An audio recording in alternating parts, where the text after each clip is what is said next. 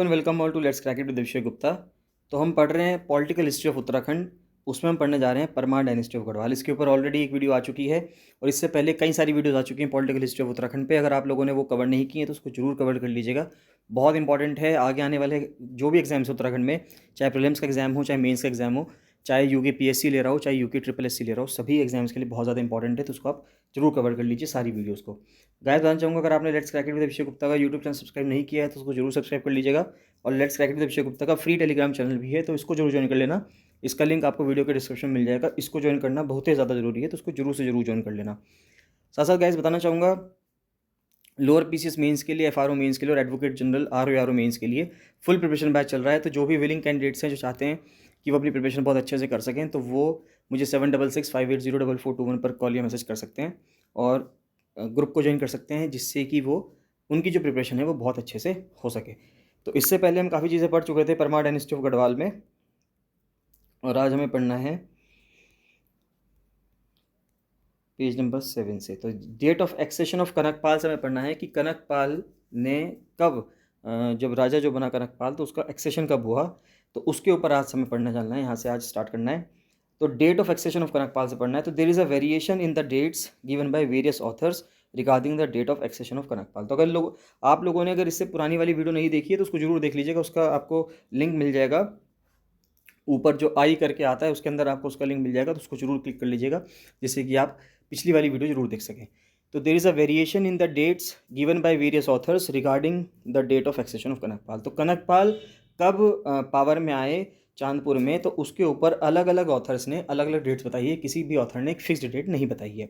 As has been mentioned earlier, there are 3 different views. अब 3 अलग अलग व्यूज़ हैं। एक तो बैकेट का व्यू है, फिर डॉक्टर पातीराम का व्यू है, और एक पंडित हरिकृष्ण रतूड़ी हैं, एक उनका व्यू है। तो अलग अलग ऑथर्स का अलग अलग व्यू है कि डॉक्टर जो कनकपाल थे वो कब पावर में आए थे। रतूड़ी ने अपनी किताब गढ़वाल वर्णन में बताया है कि 688 एडी में कि कनकपाल आए, कि वो धारानगरी से मालवा होते हुए गढ़वाल की तरफ आए। धारानगरी जो मालवा के अंदर है वहाँ से होते हुए गढ़वाल आए। The author's have not given any evidence regarding their view point and the year seems improbable. लेकिन ऑथर्स ने जो उन्होंने अपना व्यू पॉइंट दिया है कि कोई 688 एडी में आया है या वो 888 एडी में आया है, उसके बारे में ये नहीं बताया कि वो सोर्स क्या है उनके पास ये बताने का कि वो पर्सन कब यहाँ पे आया है।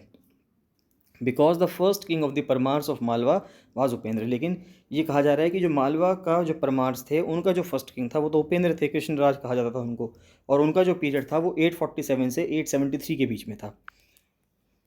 डॉक्टर शिव प्रसाद डबराल और राहुल संकृतियन का कहना यह है कि have coated the views of different authors only. तो उन्होंने भी डिफरेंट ऑथर्स के व्यूज़ ही कोट कर दिए हैं। जो भक्त दर्शन है और पंडित हरिकृष्ण रतूड़ी हैं, उन्होंने गढ़वाल के इतिहास में लिखा है कि 880 एडी में आए Kanakpal, which seems more probable since the Paramaras were ruling Mount Abu in the 9th century. ये अपने आप में थोड़ी डेट जो है 880 एडी सही मानी जा सकती है, क्योंकि इस टाइम पे जो परमार्स थे वो माउंट आबू में रूल कर रहे थे 9th सेंचुरी में, यानी कि 800 वाले जो साल हैं उसमें। तो Pratipal Bhatia is of the view that the Paramaras of Abu stand next only to the Paramaras of Malwa. तो ये माना जा रहा है कि जो परमार्स हैं आबू के, माउंट आबू जो कि राजस्थान में है, वही वो नेक्स्ट थे only to Paramaras of Malwa in their political and cultural achievements, and they ruled for almost the same period as a brethren in Malwa. तो जिस तरह से मालवा के परमार्स थे उसी तरह से माउंट आबू के भी परमार्स थे, ये कहना चाह रहे हैं जो प्रतिपाल भाटिया। और एटकिंसन का कहना है कि धारानगर का जो प्रिंस है वो कनकपाल नहीं था बट कादिलपाल था। But Kadilpal of Beckett's list and his year of accession is 1159 AD. और जो कादिलपाल है बेकेट की लिस्ट का, उसका डेट ऑफ एक्सेशन बताया जा रहा है कि वो राजा कब बना, 1159 एडी में बना। Atkinson has cited the year from Cunningham who assigns the founding of Chandpur to the year 1159 AD. अब एटकिंसन ने जो बताया 1159 एडी वो इसलिए बताया है क्योंकि जो कनिंगम थे उन्होंने 1159 एडी को बताया था कि इसी टाइम पे चांदपुर जो है उसका फाउंड किया गया था, चांदपुर घड़ी का। However, owing to paucity of source material, it can only be hypothesised that Kanakpal जो फाउंडर है परमार डायनेस्टी के गढ़वाल में, came from somewhere in Gujar Desh, probably Mount Abu, in the year 888 AD. तो अब ये माना जाता है कि सभी चीज़ों को पढ़ के हम इतना बता सकते हैं कि कनकपाल जो हैं वो माउंट आबू से आए थे, गुजर देश में से, और 888 एडी में आए थे। तो इतना माना जा सकता है, अब तक जो हमने पढ़ा उससे ये कंक्लूजन निकाला जा सकता है कि कनकपाल गुजर देश से आए थे माउंट आबू से 888 एडी में। The account of Parmar dynasty from Kanakpal to the reign of Ajaypal lacks in archaeological and other evidential details to analyze it। अब परमार डायनेस्टी का जो अकाउंट है कनकपाल से लेकर राजा अजयपाल तक का, उसके बीच में जो भी चीज़ें हुई उसके बारे में ज़्यादा एविडेंसेस या ज़्यादा सबूत हमारे पास अवेलेबल नहीं है, तो उसके बारे में हम ज़्यादा नहीं कह सकते। It seems that the actual history of this dynasty start from the period of Ajaypal, that is in the 14th century. तो ये लगता है कि जो ये राजवंश थी इसका वास्तविक इतिहास जो है अजयपाल के काल से शुरू होता है, यानी कि जो 14th सेंचुरी है उसके बाद से शुरू होता है। तो अब हम स्टार्ट करते हैं राजा अजयपाल से। तो हिस्ट्री ऑफ परमार डायनेस्टी देखते हैं राजा अजयपाल से लेके गोरखा इन्वेजन तक, कि जब तक गोरखाओं ने इन्वेड किया 1790 में। The history of the Parmar dynasty from Kanakpal up to the reign of Ajaypal lacks evidential details, ये हम देख चुके हैं। Except for their names in the dynastic list there is no sound material to analyse their account.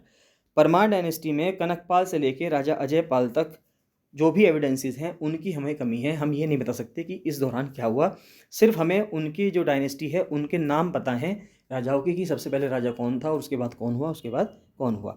Ajaypal जो था 37th राजा था, तो Ajaypal is the 37th in the list of the Parmar rulers from Kanakpal, and the date of his death given in the list by Beckett is 1446 samvat, यानी कि 1389 AD। तो जो अजयपाल था ये माना जाता है कि वो 37th राजा था परमार रूलर्स का, कनकपाल से अगर देखा जाए, अगर कनकपाल को फर्स्ट रूलर माना जाए तो 37वें नंबर के थे अजयपाल, और बेकेट ने जो इनका डेट बताई है वो 1389 AD बताई है। ही रूल्ड फॉर 31 ईयर्स, 31 साल तक इन्होंने रूल किया। This means he came to the throne in 1358 AD। इसका मतलब ये है कि वो 1358 AD में रूल पे आ गए थे और 31 साल तक रूल किया इन्होंने, 1389 तक इन्होंने रूल किया और 1389 में उनकी डेथ हो जाती है। तो Medal Duff is of the view that he was the first king to transfer his capital from Chandpur Garhi to Srinagar in 1358 AD। और जो मेबल डफ है उनका कहना ये है कि जो राजा अजयपाल थे वो फर्स्ट पर्सन थे, फर्स्ट किंग थे जिन्होंने कैपिटल को चांदपुर घड़ी से, परमार डायनेस्टी की जो कैपिटल चांदपुर घड़ी में हुआ करती थी, अपनी कैपिटल को चांदपुर घड़ी से शिफ्ट करके श्रीनगर शिफ्ट कर दिया 1358 AD में। वॉल्टन का कहना है कि Ajaypal transferred the seat of government from Chandpur to Devalgarh in the 14th century. Walton का कहना है कि अजयपाल ने चांदपुर से उसको करके देवलगढ़ कर दिया 14th सेंचुरी में, and is held to be the first who attempted to bring the scattered states under one power. और वॉल्टन का ये भी कहना है कि अजयपाल पहले राजा थे परमार डायनेस्टी के जो अलग अलग प्रिंसिपैलिटीज़ थी, अलग अलग राजवंश थे, छोटे छोटे पूरे गढ़वाल के, उसको एक साथ इकट्ठा करना चाहते थे। Devalgarh is about 8 to 9 miles, यानी कि 12 से लेकर 14 किलोमीटर दूर है श्रीनगर से। And before settling down in Srinagar he must have sojourned there while battling with various chieftains of Garhwal to unify them under his power. तो देवलगढ़ जो है श्रीनगर से करीब करीब 12-14 किलोमीटर दूर है, और श्रीनगर में आने से पहले उन्होंने सभी जो जितने भी और दूसरे जो छोटे चीफ्टेन्स थे गढ़वाल के, उन सबसे लड़ाई की, उन सबको मनाया कि चाहे उनको हरा के मनाया हो चाहे बातों से करा हो, कि आप सब लोग जो हैं अंडर वन पावर आ जाएं, यानी कि जो राजा अजयपाल था उसके अंडर आ जाएं। Bhakt Darshan has viewed that Raja Ajaypal was the first king of Parmar dynasty who conquered and subdued the various principalities, 52 in number। तो 52 गढ़ थे, यानी कि 52 प्रिंसिपैलिटीज़ थी, 52 प्रिंसिपैलिटीज़ थी जिनको कंसोलिडेट करके पूरा एक साम्राज्य बनाया गया, एक किंगडम बनाया गया। तो राजा अजयपाल जो थे वो इसके लिए जिम्मेदार थे कि राजा अजयपाल ने ये किया। भक्त दर्शन का भी यही कहना है। तो 52 प्रिंसिपैलिटीज़ कौन कौन सी थी, तो ये इंपॉर्टेंट चीज़ है, ये आपको बताना चाहिए कि 52 प्रिंसिपैलिटीज़ कौन सी थी।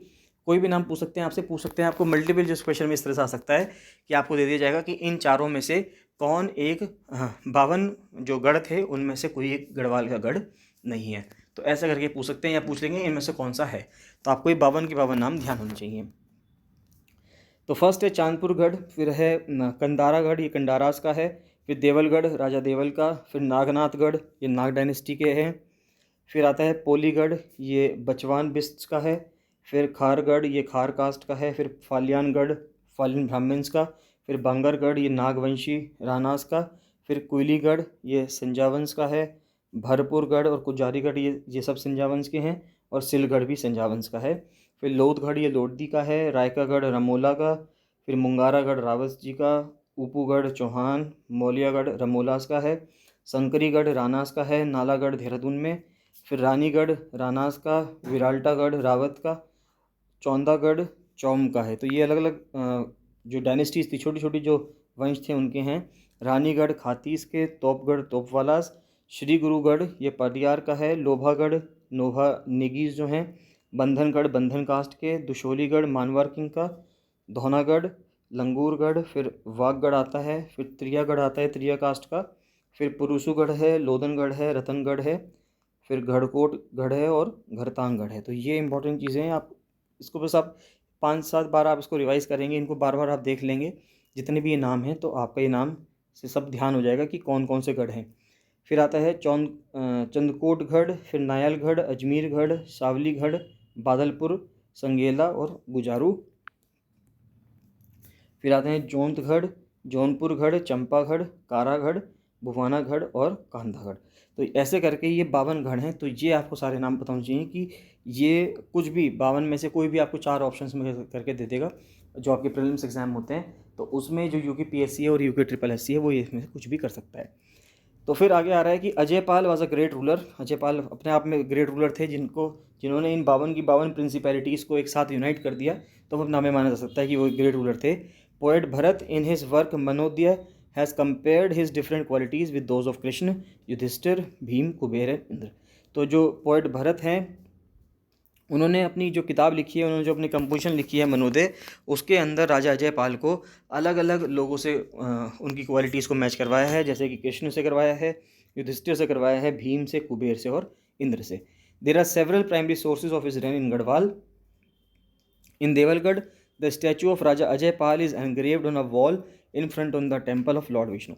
तो कई सारे सोर्सेज मिलते हैं जो राजा अजयपाल के होने का आपको एविडेंस देते हैं। देवलगढ़ में देखा जाए तो देवलगढ़ में राजा अजयपाल का एक स्टैचू भी बना हुआ है, एनग्रेव्ड है, ये एक खुदा हुआ है एक दीवार पे, जो लॉर्ड विष्णु का जो टेम्पल है उसकी जो फ्रंट दीवार है, सामने की जो दीवार है, उसमें राजा अजयपाल का जो चित्र है वो भी उसमें उकेरा हुआ है। Ajaypal is seated in a lotus posture. तो लोटस पोस्चर में अजयपाल बैठे हैं। And he is donning a turban and earrings. तो उन्होंने एक टर्बन बांध रखी है सिर पे। Then there are different ancient tantric manuscripts in the dynastic collection of Thakur Shurbir Singh of Tehri in which the name of Raja Ajaypal has been referred to several times. और कुछ और तांत्रिक मैन्यूस्क्रिप्ट्स भी हैं जो ठाकुर शूरबीर सिंह के जो पुरानी टिहरी दरबार हुआ करता था उसके राजा हुआ करते थे। तो राजा अजयपाल की अलग अलग जो चीज़ें हैं वो वहाँ पे भी मैंशनड हैं। तो Ajaypal after establishing the kingdom of Garhwal built a residence for himself at Devalgarh. तो उन्होंने खुद के लिए, अजयपाल ने जब पूरा किंगडम सेटअप कर दिया गढ़वाल का, उसके बाद उन्होंने अपने लिए घर बनाया देवलगढ़ में। Where he installed the family deity goddess Raj Rajeshwari. तो देवलगढ़ में उन्होंने वहाँ पे जो उनकी फैमिली डाइटी थी जिनकी वो पूजा करते थे देवी राजा राजेश्वरी, तो राज राजेश्वरी की जो प्रतिमा थी उन्होंने वहाँ पे उसको स्थापित किया। देवलगढ़ इज़ द पीठ, देवलगढ़ को पीठ माना गया। That is the seat of saint Satnath of the Gorakhnath panth and Ajaypal was also a disciple of this panth और सेक्ट। तो देवलगढ़ को एक पीठ माना गया और माना गया कि ये सीट है एक संत की। वो संत कौन है? सातनाथ हैं, जो कि गोरखनाथ पंथ के हैं। और अजयपाल जो थे वो अपने आप को एक डिसाइपल मानते थे, यानी कि वो एक शिष्य थे इस पंथ के। He is generally placed in the category of Raja Bhartari Hari and Gopichand who are also followed of this sect. तो जो राजा भारतरी हरि हैं और गोपीचंद हैं वो भी इसी सेक्ट को फॉलो करते थे, गोरखनाथ सेक्ट को। और जो राजा अजयपाल थे वो भी इसको फॉलो करते थे। तो ये इंपॉर्टेंट चीज़ें सवाल पूछ सकते हैं आपसे कि राजा अजयपाल जो थे किस सेक्ट को फॉलो करते थे? तो गोरखनाथ सेक्ट को फॉलो करते थे। तो George W Briggs in his book Gorakhnath and the Kanphata yogis has stated that Raja Ajaypal was the founder of one of the 10 sects of Gorakhpanthis. तो ये इंपॉर्टेंट चीज़ है कि जॉर्ज ब्रिग्स ने अपनी किताब गोरखनाथ और कानपथ योगीज में बताया है कि राजा अजयपाल जो हैं वो फाउंडर थे। जो 10 सेक्ट्स हैं गोरखपंथीज के, उनमें से Ajaypal was held in high esteem in this religious order. Ajaypal को बहुत ही ऊंचे दर्जे पे माना जाता है, बहुत ही उच्च सम्मान के साथ रखा जाता है इस रिलीजियस ऑर्डर में। His name also appears in the list of the 84 सिद्ध और द एलिवेटेड सोल्स। ये इंपॉर्टेंट चीज़ है, ये आपको ध्यान होना चाहिए कि राजा अजयपाल का नाम 84 जो सिद्ध लोग पाए गए हैं इस सेट के अकॉर्डिंग, उनके अंदर राजा अजयपाल का नाम भी है। There is a very ancient tantric manuscript in the dynastic collection of Thakur Shurbir Singh in which Raja Ajaypal has been addressed as Adinath, जिसमें राजा अजयपाल को आदिनाथ भी कहा गया है। और ये कहा गया है कि राजा अजयपाल जो थे वो वेनरेटेड हो चुके थे, यानी कि वो एलिवेटेड सोल थे। This clearly indicates the position of esteem held by Raja Ajaypal among the Gorakhpanthis. तो Ajaypal after vanquishing the 52 chieftains must have developed a revulsion for battles and bloodshed and he therefore join the Nath panth. तो जब ये कुछ कुछ अशोक की रही है, जिस तरह से अशोक ने जब कलिंग के ऊपर युद्ध किया और कलिंग को जीत लिया, लेकिन वहाँ पे इतनी ज़्यादा जो हिंसा हुई उसको देख के उन्होंने बौद्ध धर्म अपना लिया। उसी प्रकार से राजा अजयपाल ने जब 52 के 52 जो चीफ्टेन्स थे उनको हराया और वहाँ पे लड़ाई हुई और वहाँ पे जब उसको जीत लिया, तो लड़ाई के लिए उनके अंदर एक अलग ही घृणा पैदा हो गई। अब उन्होंने एक रास्ता चुना, जो सुख का रास्ता था या शांति का रास्ता था या प्रॉस्पेरिटी का रास्ता था। तब उन्होंने नाथ पंथ को ज्वाइन किया, यानी कि आप कह सकते हैं कि वो अब लड़ाई से और जो मार काट थी उससे दूर जाने की बात सोच रहे थे। तो Ajaypal was succeeded by Kalyan Shah, Ajaypal को कल्याण शाह ने सक्सीड किया। From Kalyan Shah up to Vijaypal we do not have any information about their rule in Garhwal except that their names are mentioned in the list given by Beckett and one refer to in the Sabhasar. तो अजयपाल के बाद कल्याण शाह है, लेकिन कल्याण शाह से लेके विजयपाल तक हमें उनके बारे में ज़्यादा नहीं पता, सिर्फ उनके नाम की एक लिस्ट पता है जो बैकेट ने लिस्ट दी है और जो सभासार के अंदर भी मेंशन्ड है। तो वो लिस्ट के बारे में हमें पता है और उस लिस्ट के अकॉर्डिंग ही हम उनके नेम्स को देख सकते हैं। अकॉर्डिंग टू बैकेट कल्याण शाह व सक्सीडेड बाय सुंदरलाल। तो सुंदरपाल के द्वारा सक्सीड किए गए कल्याण शाह, सुंदरपाल को सक्सीड किया हंसदेव पाल ने, फिर उसके बाद विजयपाल आए। आफ्टर विजयपाल कम्स सहजपाल, जो कि 42nd रूलर थे, यानी कि 42वें रूलर थे डायनेस्टी के, about whom we have sufficient inscription evidence. तो क्या है कि एक इंस्क्रिप्शन है 1548 AD का on the stone door of the temple of Kshetrapal at Devprayag. तो देवप्रयाग में जो क्षेत्रपाल का जो मंदिर है उनके जो डोर है वहाँ पे स्टोन का जो डोर है उनका जो पत्थर का दरवाज़ा है, वहाँ पे इनके बारे में बता रखा है सहजपाल के बारे में। फिर दूसरा इंस्क्रिप्शन मिलेगा आपको 1551 AD का on a bell in the temple of Raghunath ji Devprayag. This bell is suppose to be dedicated to the temple by Sahajpal. तो ये माना जाता है कि सहजपाल के द्वारा ये जो मंदिर की जो बेल थी, मंदिर की जो घंटी थी, ये राजा सहजपाल के द्वारा दी गई थी इस मंदिर में। On the basis of the inscription of 1548 AD, it can be assumed that Sahajpal must have ascended the throne before 1548। तो अगर 1548 में सहजपाल ने ये घंटी उस मंदिर में दी है तो ये माना जा सकता है कि 1548 से पहले ही राजा सहजपाल ने गद्दी संभाली होगी। Ratori is of the view that the last available date of Sahajpal is 1575 AD। तो रतोड़ी का कहना यह है कि 1575 AD की जो डेट है वो लास्ट अवेलेबल डेट है जब तक सहजपाल ने कुछ काम किया। तो this alludes that Sahajpal ruled approximately from 1548 to 1575। तो ये माना जाता है कि सहजपाल ने कम से कम 1548 से लेकर 1575 तक तो रूल किया ही किया। The poet Bharat has highly eulogized Sahajpal and says that Garhwal was in a prosperous state during his reign। तो इनके दौरान तो पोइट जो भरत हैं उन्होंने जो सहजपाल है उनकी प्रशंसा बहुत ज़्यादा अत्यधिक प्रशंसा की है और ये भी कहा है कि इनके शासनकाल में गढ़वाल एक समृद्ध राज्य था। तो Sahajpal was Akbar's contemporary. Important, ये बहुत इंपॉर्टेंट लाइन है कि परमार डायनेस्टी का कौन सा राजा अकबर का कंटेम्प्रेरी था, तो सहजपाल था। तो Sahajpal was Akbar's contemporary although the whole of northern India was approximately under Akbar sway, Garhwal retained it's independence. हालांकि पूरा का पूरा जो नॉर्दर्न इंडिया है, उत्तरी भारत था, वो अकबर के यानी कि जो उस टाइम पे मुगल एम्पायर चल रहा था उसके अंडर था। लेकिन सहजपाल जो था यानी कि जो गढ़वाल था वो तब भी मुगल एम्पायर के अंडर नहीं था, मुगल से अलग था यानी कि इंडिपेंडेंट था। और जो राजा सहजपाल है वो अकबर का कंटेम्प्रेरी था यानी कि अकबर का समकालीन था। L Srivastava has viewed that the relations of the empire with a few other notable states deserve notice. एक important principality among them was that of Srinagar Garhwal. तो श्रीनगर गढ़वाल की जो प्रिंसिपैलिटी थी बहुत ज़्यादा इंपॉर्टेंट थी। It seems to have maintained some kind of diplomatic intercourse with the Mughal court. और जो श्रीनगर गढ़वाल की जो प्रिंसिपैलिटी थी वो थोड़ा बहुत डिप्लोमेटिक लेवल पे इंटरकोर्स रखती थी यानी बातचीत रखती थी मुगल कोर्ट से। L Srivastava has not clarified the type of diplomatic relation between Garhwal and the Mughal king. लेकिन एल श्रीवास्तव ने ये नहीं बताया कि ये डिप्लोमेटिक रिलेशन किस प्रकार के थे। अबुल फजल ने अपनी किताब एन अकबरी में बताया है कि while describing the suba of Delhi उन्होंने स्टेट किया है कि its breadth from the sarkar of Rewari to the Kumaon hills is 140 kos. तो चौड़ाई बताई गई है एन अकबरी में अबुल फजल ने कि जो ब्रेथ है सरकार ऑफ रेवाड़ी से लेके वो कुमाऊं हिल्स तक है जो कि 140 कोस की है। He further states that a part of northern mountains of the suba is called Kumaon. तो उन्होंने ये भी कहा है अबुल फजल ने अपनी किताब में कि एक हिस्सा है नॉर्दर्न माउंटेन्स का जिसको कुमाऊं कहा जाता है। And the sarkar of Kumaon contains 21 महल, और जो सरकार है कुमाऊं की उसमें 21 महल भी हैं, तो ये भी कहा है। चलिए नेक्स्ट स्टार्ट करते हैं, नेक्स्ट वीडियो में स्टार्ट करेंगे, नहीं तो ये वीडियो काफ़ी लंबी हो जाएगी। गाइस को आप पढ़ लीजिए, इसमें आपको कोई भी डाउट आता है तो आप मुझे कमेंट सेक्शन में कमेंट करके बताइए। और कुछ भी इंप्रूवमेंट आपको लगती है कि इसमें और क्या इंप्रूवमेंट किया जा सकता है, तो वो भी आप कमेंट सेक्शन में कमेंट करिए, जिससे कि उन इंप्रूवमेंट्स को अमल में लाया जा सके। बाकी आपको कोई भी डाउट आता है तो आप कमेंट सेक्शन में कमेंट करके बताइए। बाकी मिलते हैं नेक्स्ट वीडियो में। So thank you and bye bye.